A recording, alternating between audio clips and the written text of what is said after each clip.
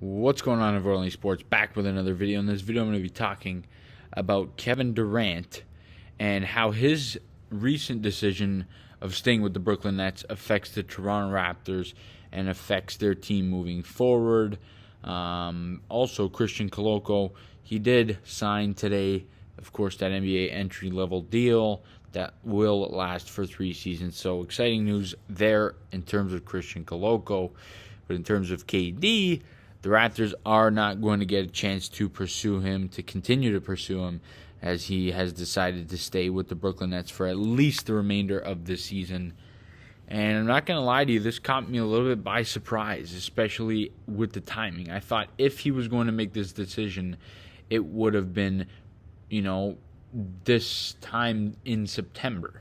Although I still didn't think that KD was going to make this decision. After you make an ultimatum like he did, I just didn't really see him, any way of him getting back there.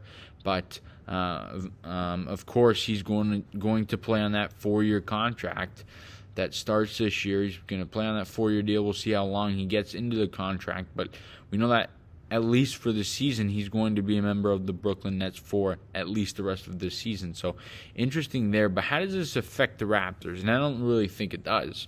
I think that the Raptors, if they got KD, they would have been a better team and they would have had a better chance to win the title, yes.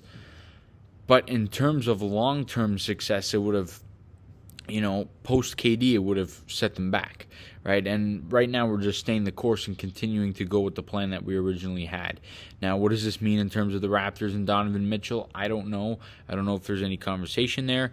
But what I do know is that, it's obviously looking a lot like the market is opened up. We saw right away the Donovan Mitchell trade talks start to heat up right after Durant's decision.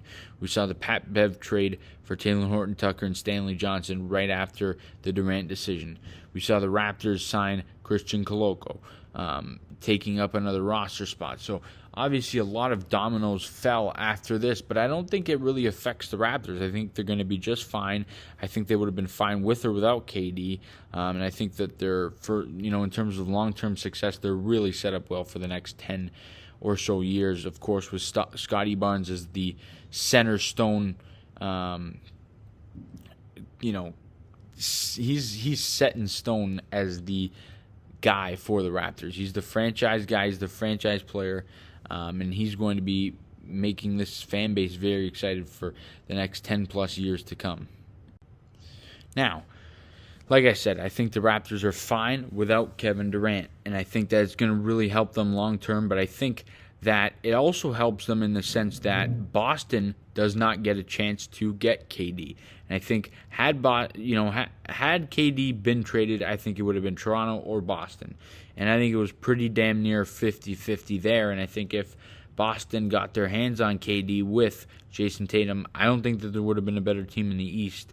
And I don't think that any team would have beat them in the East. And it would have just made it real tough for the Raptors to really compete to make it to the finals for the next 4 years during KD's contract with the Celtics. So in a way it's good, but at the same time you still have to play the Brooklyn Nets. And now, while Brooklyn doesn't scare me because of the chemistry, they still have Ben Simmons, and he's got if he has a switch that he could just flick on, he's a ridiculous, he's an unbelievable player. He's a lengthy, tall point guard. He can't really shoot yet, but maybe that'll get developed, but he's still a great passer, good rebounder.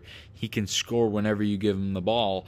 So we'll see how that sort of gels there in Brooklyn, and it's going to be tough for the Raptors in the Eastern Conference. There's a lot of really good teams, and I did not expect Brooklyn to be there in the mix because I didn't really expect them to have KD and possibly no Kyrie this season. But obviously, I think the Brooklyn Nets really got what they wanted here. I think they really begged KD to stay. In terms of what this means for the Raptors and how it affects them, it doesn't really affect them as much as you think it does, because we're just going to continue to go the course and with the plans that we've always had before KD hit the market and became available.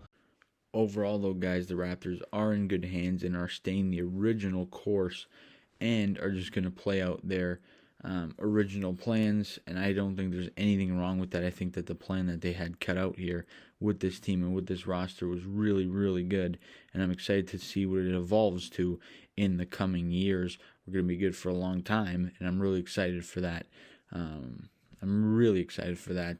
As should every other Raptors fan be.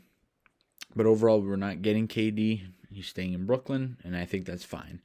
We're in good hands. Masai and Bobby have us in great hands, and there's really nothing we can worry about. The season's going to start in about a month and a half, and all we can do is cheer them on. But guys, that is all I got in this video. You guys let me know down below in the comment section your thoughts on KD staying with the Brooklyn Nets, and how do you think this situation and decision affects the Toronto Raptors. I left what I think down below. I think we're just fine. You guys let me know all that good stuff down below in the comment section. As always, please leave a like on the video, subscribe to the channel if you guys are new. We'll see you guys all in the next video, and as always, let's go Raptors.